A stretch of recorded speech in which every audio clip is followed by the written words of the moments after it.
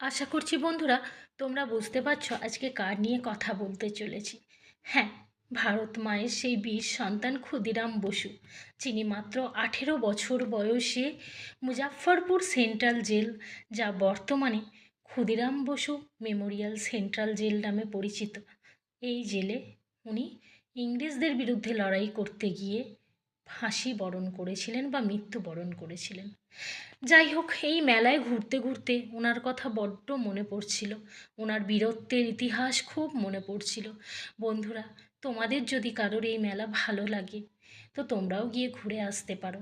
কেউ যদি জানতে চাও কোথায় হচ্ছে এই মেলা, আমাকে কমেন্ট করো, আমি অবশ্যই বলে দেব।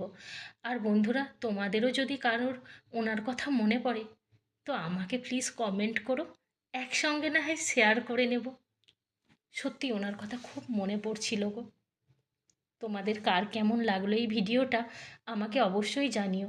আমার যদি কোনো ভুল ত্রুটি থাকে তো মার্জনা করো, তোমরা একটু সংশোধন করে নিও গো।